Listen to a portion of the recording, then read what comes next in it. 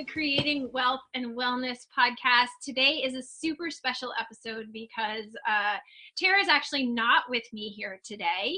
I am with Samantha Livingstone. I am so excited. So we started in 2018 a series of guest expert interviews, and I was so excited that Samantha said yes to this interview with us. So it's just Samantha and I today. Next week will be Tara and I again.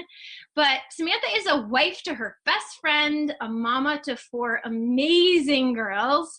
She's a forever athlete, an Olympic gold medalist, which how cool. We are recording. Today is the first day of the Winter Olympics, or at least the opening. She's a coach. She's a transformational speaker and a survivor of many things. There's no way we'll be able to talk about all that is Samantha in this 20 minutes. She knows what it feels like to struggle and push and tirelessly rail against the parts of herself that have felt broken.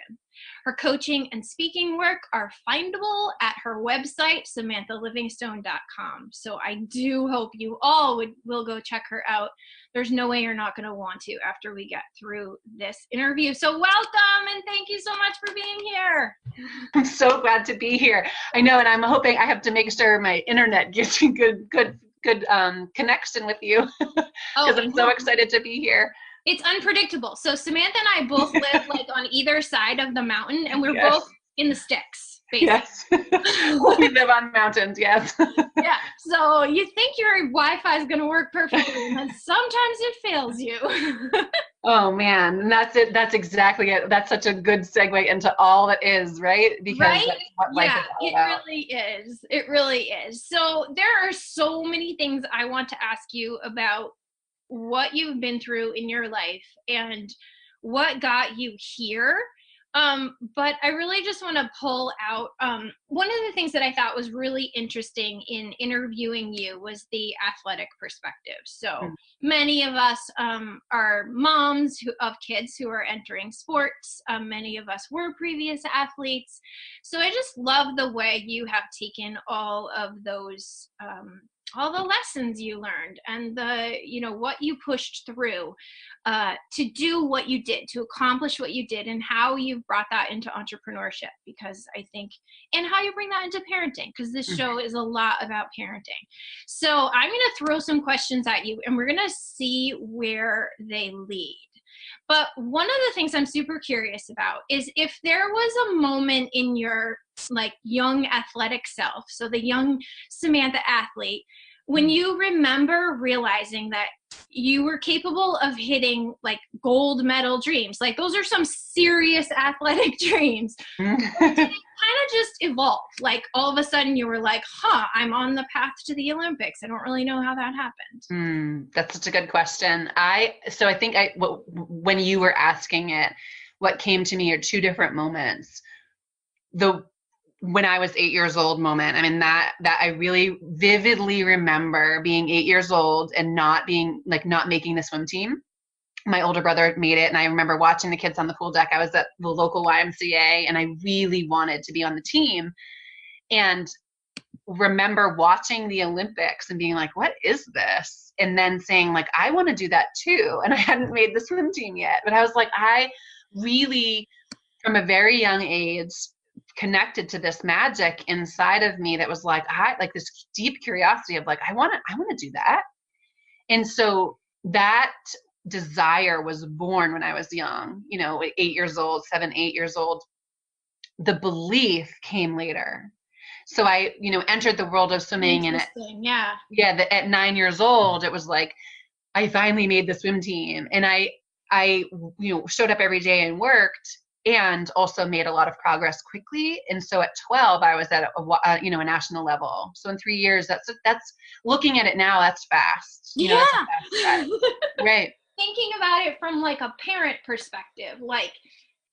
My kid plays sports, imagining that in 3 years I could realize they were on that trajectory is right. That's fast. That's really fast. It is. And it's something that I really hold on to and watch what I say and how I support my girls is when I told my parents that dream, I literally hadn't made the swim team yet. I didn't have all 4 strokes, and they held space for me and said, you can do it. You can do it. We believe in you. Yeah. And I hear, you know what I hear is when I'm talking and I go out and I'm in, you know, answering questions from parents and talking with kids, is this protective shield of, well, my kid will never be an Olympian. Like my parents could have said that so easily, because what was right in front of them was this girl who was trying to make a team and couldn't. Wow. And they chose to believe. Ooh, I have chills. Yeah. Like all the way up my head.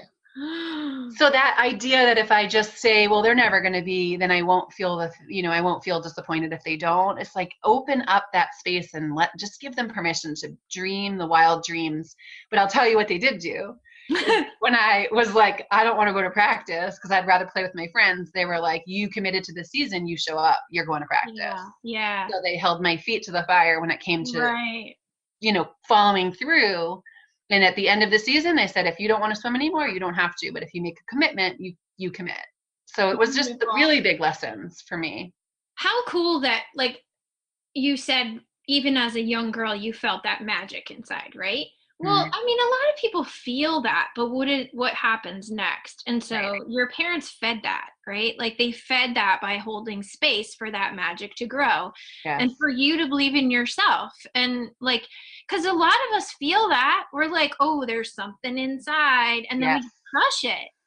There's something more. There's something more. It's that inner knowing, or those, it's that feeling, that curiosity, or that'd be cool. Or even sometimes I feel like it presents as jealousy, where you see something in others and you're like, oh, I want that. Yeah. And I believe that's just a reflection back of what's inside of you. When I think that they held space for me. And then, then like the day-to-day grind was you show up and you do the work. It wasn't like, what did you go today at practice? They did none of that. Right. They didn't say, well, okay, Jenny Thompson, she swims freestyle. She's your childhood idol. You want to be like her. What did she go when she was 12? Right. They did none of that. It was like, you just show up and you do you. They let you shine the way you needed to and were meant to. Yeah, I'm so grateful. And part of that was they didn't know swimming, I know, it's perfect, right? It wasn't like they were living out their childhood dream. Right. And my dad he's a Hall of Fame football player. He was a beast, and he walked away from a scholarship to come home to raise my older brother. Wow. So it could have easily turned into that, and it didn't. Wow. And I'm very, very grateful for that. Yeah. Wow. Yeah. I love that. And I hope that maybe there's some kids who are listening with their parents and they're going, you know what, I can do it. I have that little spark and I haven't said anything about it. Or I'm not, I think one thing that we do is we see others, and it's like, well, even in business, in everything, all areas. And it's like, well, they're doing it. But at one point they weren't. I was teaming. I love that quote. At one point they weren't. They weren't. And I was in Sydney. Michael Phelps was a teammate. He was 15 and no one, we knew of him in the swimming community, but the larger world did not. Right. And who doesn't know Michael Phelps now? I mean, if you're any adult, you probably know. So interesting. So I'm curious because I, as an entrepreneur, always like to make these connections, because really, like, it's happened. Well, it's probably other times in your life too, but I'm going to just use these two examples. Like, it's happened to you in more than one way in which you felt some magic inside and you made it happen and you created a dream out of that little just belief. And so were there similarities between like that moment where you knew you could be not pro athlete, it's probably not like a gold medalist athlete. Competing, and that moment when you realized that you could be a successful entrepreneur? Because there's lots of people who have dreams of starting businesses or being coaches or opening yoga studios or whatever, but something inside you said, yes, I can do this. Like, says, no, I'm going to go get a job. Like, it's such a good question. And I think that what comes up, I'm just trusting what comes up for me as you're asking, is that I do question it. Like, the belief, there's no arriving to a place, no matter what level you get to, there's no arriving to a place where you don't have self-doubt and fear. It doesn't exist. Yeah. I think what's allowed me the same skill set that took me to the top of the podium, internationally and in the college arena. I was, national champion with my Georgia Bulldogs. And that's how I finished my career. And now, now as an entrepreneur, it's not running away from the challenge. It's feeling the fear and saying, okay, I'm going to choose love here. I'm going to choose to focus on these pieces of me. And it's this phrase that my mentor taught me in college of control the controllables. You can't control curveballs that come your way most of the time, right? You can't. If you get yourself in a situation, you have to deal with what you have to deal with, or if things happen to you, but we can always control how we respond. And so if you want something, you know that there's going to be curveballs. There's going to be fear. There's going to be self-doubt. It's how you handle it. Yeah. So it's paralleled in so many ways. Yes. Yeah. Woo! It's really amazing. It's amazing. And here's a question. Do you think that your experience as an athlete and your success as an athlete, are there times when that makes going after your entrepreneurship dreams easier? And are there times when it makes it harder? So I'm still, what's so interesting for me is that compassion's been a game changer in my life. It's allowed me to shed perfectionist armor and really unbox my Olympic gear and really just embrace the parts of me that I was hiding for so long. And that holding space, this is such an interesting place. I am able to hold space with compassion for myself and others, and also like this competitiveness. I feel like I need a different word for it. Like it's this inner drive.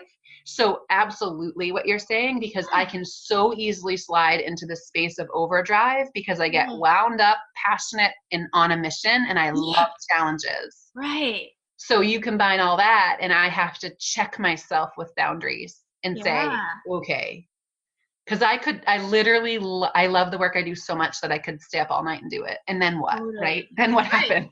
Right. So yeah, it's hard because I have to set the boundaries, but it's also like, I know I can do hard things. I like that confidence. Like I can do hard things. I know how to grind it out.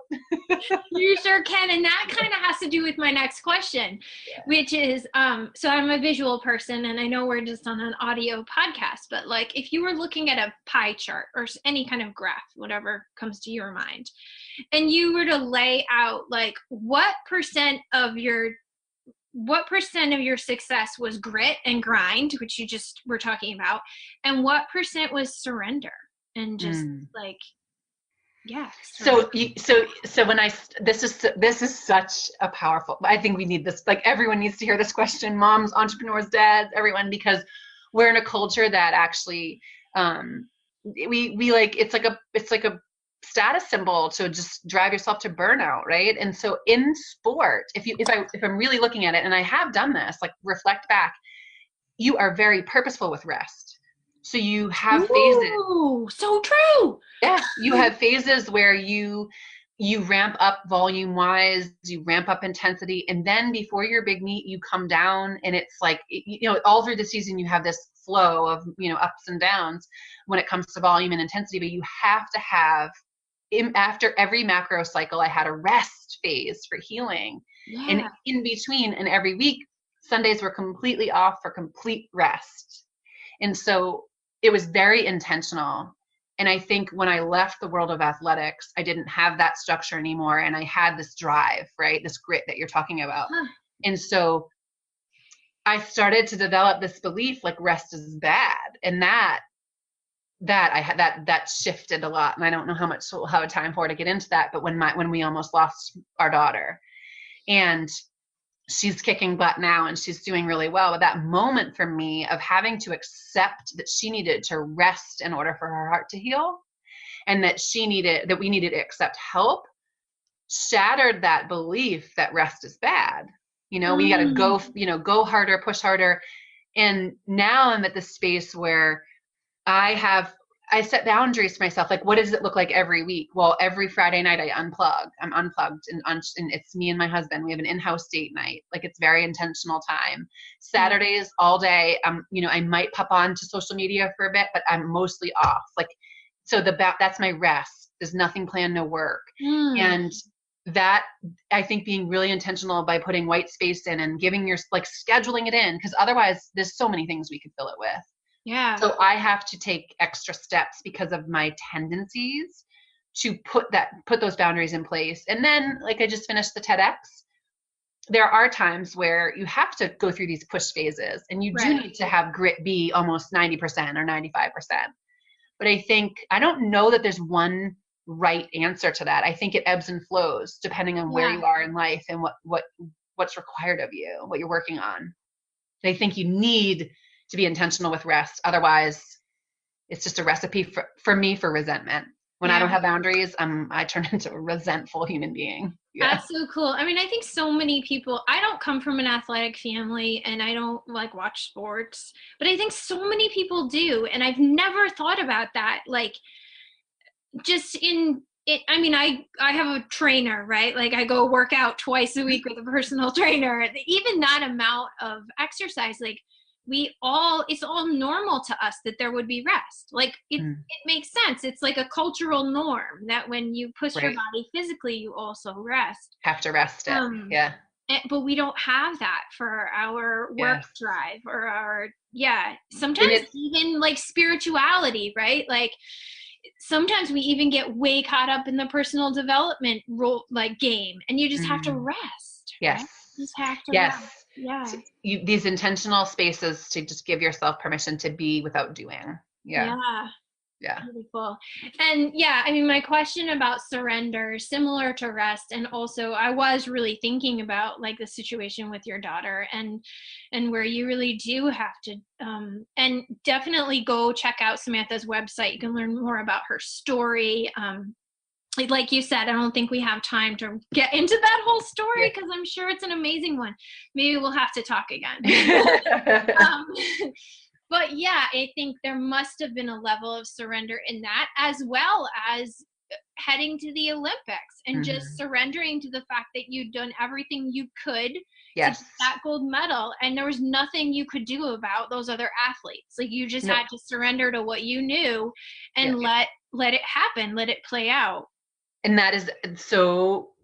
that piece is so powerful in this world of entrepreneurship and motherhood, because I know that it's not helpful to stay, like, if it's so empowering to stay in your lane, and it is only toxic, and it's not helpful to worry about what everyone else is doing.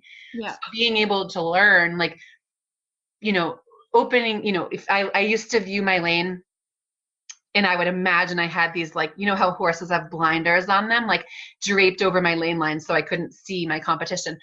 And it was also helpful for me to know what their race strategy was, but I couldn't obsess over it. So I believe there's a space between where it's like, okay, here, I'm not going to get too caught up in what other people are doing, but I also need to, I need to learn and grow. And it's the same thing with the surrender piece as well, right? It's like, I need to show up every day. Training for the Olympics, in any race, it's like every day I do the work and I do all my thinking and growing and learning in practices.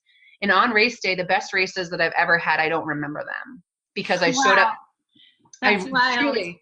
And it's the same now when I speak. So when I have, when I give talks, I don't remember what I said because I do all the work, the prep, the planning, the practicing, all of that ahead of time. And then just, stepping on TEDx stage, it was like, here I am, I'm ready to go. I was like, I had my headphones on, like I was at a swim meet, right? Like, I cannot wait to hear that. I'm so sorry. I was on the other side of the country and I'm so sorry I didn't get to. No, that's right. That's the best part about it. To listen. So good. So in that way, it's so, there are so many similarities. Yeah. Yeah. Interesting. I had like a physical, and I'm not going to get into this, but I had like a physical reaction when you talked about imagining those blinders. And it like made me a little anxious. I was like, oh, that's something to explore. But you so have to do that. Just stay in your own lane. Yeah. But when you are in a constant state of learning and absorbing from other Yes. people, staying in your own lane can actually make you a little anxious. So that was interesting. Because it makes you have to trust yourself. Yes. Yes. Yeah. You have to trust yourself. And I think in that, and then that's when we connect with our inner magic. I think that it's important to learn and grow, but it's also, I catch myself here too. You do so much reading of other people's work and other people's, listening to all these things that other people have to say that you don't even know what you know. And we all have this wisdom inside of us. So it's finding that balance, which taking it in and seeing and staying in your lane. But I think when you get stuck in comparison, we could talk about that for days, because I don't think that anything. The lessons here in athletics, in entrepreneurship, in parenting, like they're all just so similar and so woven. We are, man, there's so much to talk about, but I have a couple of questions I'm super curious about. The one I really want to know is, in your, like in the heat, in the peak, in the thick of your athletic days, so you were, a lot younger, you weren't a mom, you were just in it. Did you ever think about what was gonna be on the other side of that? Like, did you ever think like, I'm only going to be this competitive an athlete for a certain amount of time. This isn't my lifelong. Did you ever think about what was on the other side of that, or not really? So interesting. Training for the Olympics? No. So when I came off that podium, I did not know who I was in the world. I was 18 and achieved a childhood dream. And it was like this space of, oh my gosh, what's next? Now what? And then I worked with a mentor who helped me separate, he helped me to tease apart, like, I'm not my successes. I am not my failures. I am not my struggles. I am me. Yeah. So what do I want to do? And that's when I fell in love with teaching, because he sent me out to be a mentor as part of my healing. I fell in love with the kids, and then I knew I wanted to go into teaching. So I knew before I finished my career, I was in school to be a teacher, was doing my student teaching, and I had fallen in absolute love with it. I mean, I love helping people. I love being witness to their, like, whoa, I get it now. Right. Those moments. Yeah, clearly you do. I can just feel that from you in so many ways. So I think that's a hard space, though, for athletes to prepare. There's not a lot of bandwidth for what comes next, which is why you want to keep your eye on the prize, and if you start thinking outside of that, you're not in the focus. But I think we can really serve them. This is part of the work I do, is like we can help athletes while they're actually in it, to separate and know that they are worthy of love and belonging no matter what happens. And if you give them that solid foundation, then the transition post-sport, because there are a lot of athletes who struggle post-sport. They go bankrupt. Right. I mean, coming out of professional sports, they don't know who to be in the world. So if we can help them, not only will it help them achieve more, in their sport, set them free from all the fear, but then they can transition out to the world and find a new passion. Yeah. And I'm just thinking, as a mother whose kids are not like crazy athletic, but really just entering the sports world in a way that they're becoming super passionate, remembering to talk about the lessons that they're learning in sports, not just the win or the loss or the new play or the, whatever it is, the new trick. But to have those conversations about the lessons that they're learning in group sports, as a driven athlete, about themselves, just as a parent, to remember that's important. Let's talk about all of sports, not just the surface level, which is the win or the loss or the medal. It's a metaphor for life. I believe that. Like, sports taught me so much about everything. I mean, it's oh, I could talk to you for days about that too. I know. This is so fun. So I want to give you just a minute or two, because you are doing such amazing work as an entrepreneur. And I want you to have a space to share, how can people work with you? How can people receive your gifts? Where can they find you? What do you have going on right now that's accessible? Oh my goodness. So I do have a free gift on my website that I like poured so much love into. It's my roadmap to deeper joy. And that's how I let go of perfection. So that's there as a gift. And on there, just can set up a call and connect. I feel there's so much I believe in the power of connection. Yeah. and tapping into that inner magic. But I have a high performance academy and a Brave Leaders Academy. So serving athletes and corporations, as well as the Brave Leaders Academy's students. That's my teaching, right? It's the background, teaching background. I want to ask you so many questions about that program. It looks so amazing. Yeah.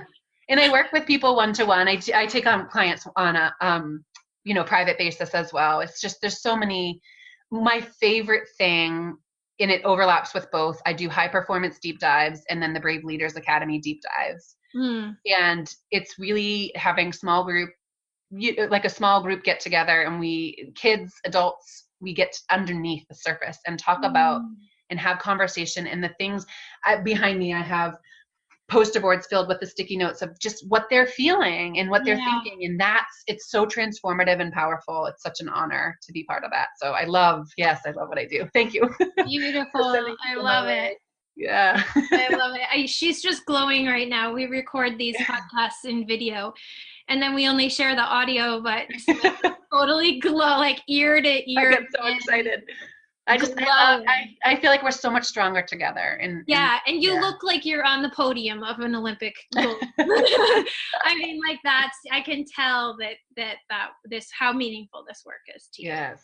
I'm so excited. Thank you so much. This has been awesome. I'm going to have to put the rest of my questions on hold because I just love what you're doing and what you've accomplished. It's so inspiring. Thank you for having me. All right, everybody. Until next week. Thank you.